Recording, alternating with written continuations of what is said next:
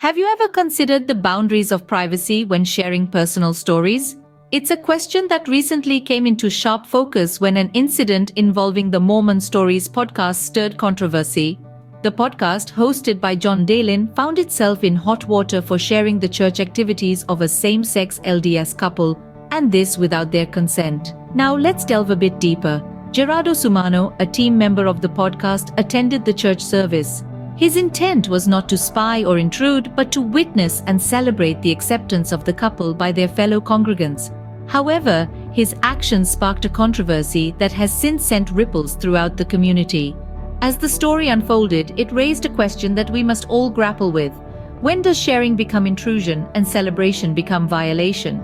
The echo of a misstep can often be louder than the step itself. In the aftermath of the podcast's decision to air details of a same-sex LDS couple's church activities without their consent, criticisms and backlash erupted. The LGBTQ Latter-day Saint community felt their trust had been shattered, their privacy invaded. Various activists chimed in, their voices echoing the hurt and disappointment. They argued that the podcast's actions were not just a mere oversight, but a reflection of an erosion of civic norms. The sentiment was unanimous. This was a clear example of creating a culture of surveillance.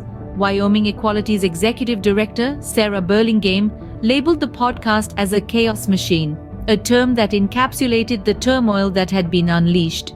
Equality Utah's executive director, Troy Williams, called for more than just words.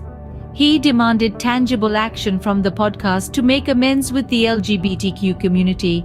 In the face of such widespread backlash, the podcast had to respond.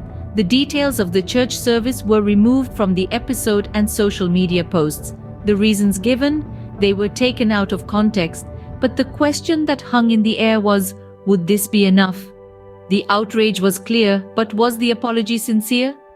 The path to making amends begins with an apology, but does it end there? After facing backlash, John Dalen and Gerardo Sumano from the Mormon Stories podcast stepped forward to apologize. They recognized their mistake of sharing the church activities of a same-sex LDS couple without their permission. But it wasn't just a simple sorry and done. They went a step further and removed details of Sumano's attendance at the church service from the episode and accompanying social media posts. Sumano clarified that he made the removal because those details were being misconstrued. But was this action enough? The opinions are divided. Some activists feel that the apology falls short. They argue that it doesn't fully acknowledge the pain inflicted upon the couple and the larger queer community. Wyoming Equality's executive director, Sarah Burlingame, has even labeled the apology as a chaos machine. There's a call for more. As Troy Williams, the executive director of Equality Utah, pointed out, additional actions from Mormon Stories are needed to truly make amends with the LGBTQ community.